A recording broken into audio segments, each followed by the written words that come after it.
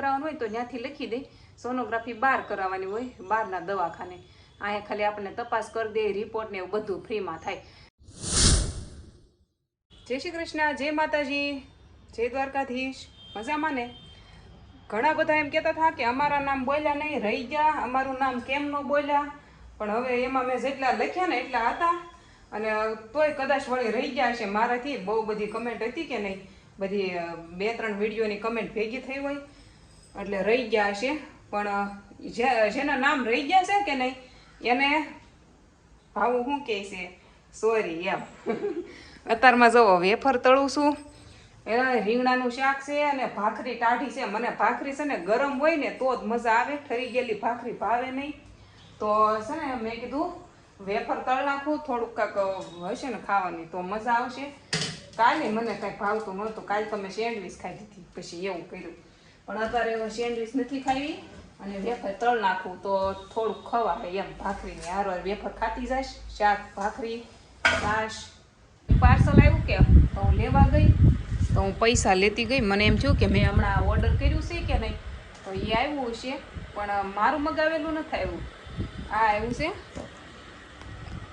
છે કે નહીં પ્રમોશનનું આવ્યું છે તો આ પછી લેતા આવી। આના મારા પૈસા દેવાના ન હોય અને આ એક નહીં બતાવું તમને, હમણાં થાવું નવરી નથી રહી। કાલ મને એટલે જ વિડીયો બનાવવાનું યાદ રહ્યું નહીં, ભૂલાઈ ગયું, કેમ કે હમણાં કામ વધી ગયું કે નહીં। એ ખોખો હાથમાં જ પડી જતા, હમણાં ફાટી ગયું, કાંઈ નહીં હાલો તોય તમને બતાવું।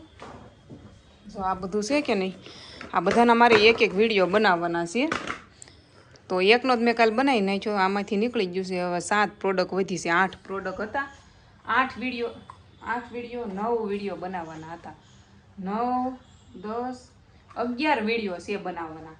એમાંથી મેં કેટલા બનાવ્યા, 4 બનાવી નાખ્યા છે, 4 પછી આ 5, 6, 7, 8, 9, 10 ને 11 આટલા 7 બાકી છે। તો એવું હમણાં થા ફ્રી નથી રહેતી એમ થયું એટલે વિડીયો કાલે ભૂલાઈ ગયો કા એવું છું। મારી પાસે આ 2 જ નેલ પોલિશ વધી છે, હવે મારે લેવી પડશે। આ તો હુકાઈ ગઈ છે, હવે આ જેવી તેવી વધી છે તો આ એક જ હાંકું છું અને હવે આપણે લેવી પડશે। મને એમ લાગે છે સૂટ હતું એટલે તૈયાર થવું પડે કે નહીં, તો એમાં નેલ પોલિશ તો જોવે જ તે ને, તો હું નખ બહુ વધારું તો નહીં, જીનું રેડી કરવાનું હોય ને એટલે, પણ લેવી પડશે નવી એમ, ન લેવી પડે? શું કેવું તમારું? તમે કેટલી નેલ પોલિશ રાખો છો, કેટલી છે તમારી પાસે? મારી પાસે 7 થી 8 હતી, એમાં 2 વધી છે, એમાંય હુકાઈ ગઈ એટલે એક જ વધી છે। મારી પાસે એક જ નેલ પોલિશ છે હાલ ફિલહાલ। અને 1-2 કમેન્ટ એવી હતી ને, 1-2 જ હતી, પણ એ રોજ એમ પૂછે એમ કે તમે સરકારીમાં શું કામ તપાસ કરાવવા જાવ છો, પ્રાઇવેટમાં કેમ નથી જતા એમ। તો એ કે પણ એવું ન હોય, જ્યાં ફાવે ત્યાં સરકારીમાં જો હું જાઉં અને અમારા નજીક પડે સરકારી એટલે હું એકલા જઈ શકું અને એકલા આવી શકું, આઘું નથી એટલે બરાબર। સવારમાં રાત જતા હોય એ મને મૂકતા જાય અને પછી મને રિક્ષામાં હું વહી આવું એમ, 10 વાગે ને ત્યાં હું ઘરે વહી આવું। અને ઓલામાં પ્રાઇવેટમાં જાઉં તો ત્યાં શું થાય કે મારે મોડેથી ખુલ્લે દવાખાનું પછી વેઇટ કરવો પડે ને, સરકારી તો 9 વાગે ખુલ્લી જ જાય, 8:30 અહીંયા લાઈન થઈ ગયું હોય।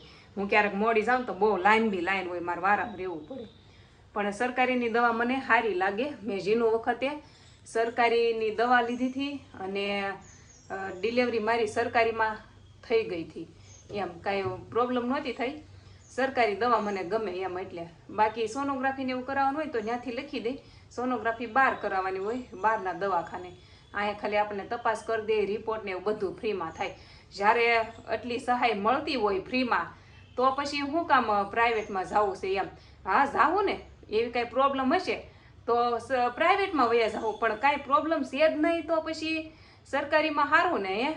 આપણે ઘરે બેઠા બેઠા કમાવી તો નહીં તો ખોટા શું ઉડાડવા છે। હું એમ નથી કહેતી દવાખાનું હોય ત્યારે પૈસા સામું ન જોવાનું હોય, પણ કાંઈ થતું નથી તો હું એકદમ હે નોર્મલ રહું, લ્યો કાંઈ ન થાય। હવે 3 મહિના હતા ત્યાં સુધી ઉલટીને એવું થતું, હવે તો હરામનું કાંઈ થતું હોય તો મસ્ત મજા સારું રહે છે એમ, તો પછી શું કામ પ્રાઇવેટમાં જાવું એમ। પ્રોબ્લેમ હોય વધારે તો જવાનું હોય એવું કંઈક હોય તો, બાકી સરકારીમાં મસ્ત રિપોર્ટ ને એવું બધું ફ્રીમાં કરી દે છે તો મને ત્યાં ગમે છે। સરકારીની દવા સારી લાગે એમ, પ્રાઇવેટમાં તો અત્યારે ખબર નહીં કેમ થાય, ખોટા ખર્ચા કરાય નહીં, બને ત્યાં સુધી એમ મારે હાલી જાય છે. એટલે પછી એમ નહીં કહેતા હવે કે એવું કાંઈ ન હોય, ન જ હોય. પણ મને ગમે સરકારી દવા સારી છે, વાંધો નથી આવતો કાંઈ. મારે જેનું વખતે 9 મહિના મને કાંઈ છૂજ નહોતું, નોર્મલ ડિલિવરી થઈ ગઈ હતી મારી એમ.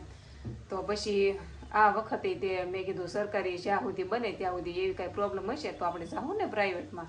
ક્યાં આપણે એવું છે કે નથી જવું.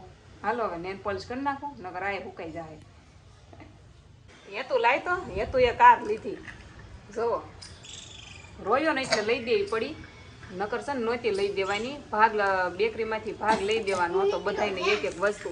ત્યાં ને છે ને જે ખાવું એ લેવાનું કીધું ને ત્યાં આ રીહાણો એને આ જ લેવી હતી. જો તે મમતા એમ કહે છે આજથી બેકરીમાં જવાનું બંધ, આજથી કે બે એ કે હું લઈ જ ન જાય. એમાં એવું તો મારે બેકરીમાંથી ચા ખાંડ ને એવું લેવાનું હતું.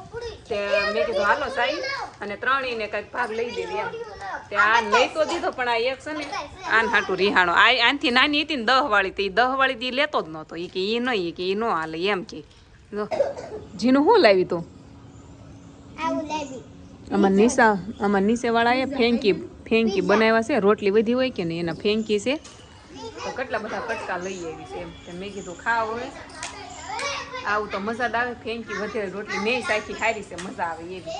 હવે ખાવામાં શું બનાવશું આપણે? ખીચડી બનાવી છે. જો રાજ આવું લાવ્યા હતા ખાવાનું. જીનો અહીંયા પાણી ઢોળ્યું છે અને ટોયલેટનો નળ બંધ કરી દે બેટા. જીનો અમારે ટોયલેટ ગઈ છે ને નળ છે ને સી કરી લઈને ત્યાં સુધી ચાલુ જ રહેવા દે, ઢોળાશ કરે પાણી. નળ બંધ કરી દે જીનો, ટાંકા ફૂટી જાહે. એ પાછી બંધ તો કરી ન શકે. ખીચડી બનાવવાની છે, ખીચડી. હાલો તમે ખાશો ખીચડી? આવી જાઓ. ખીચડી કોને ભાવે? સિંગ તેલ નાખેલી ખીચડી મને બહુ ભાવે.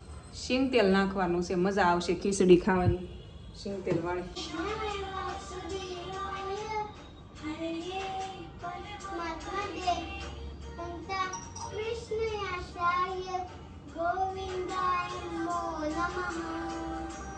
બેન રોજ અત્યારમાં શ્લોક બોલે, દીવાબત્તી કરવાની હોય કે નહીં તે શ્લોક બોલે છે.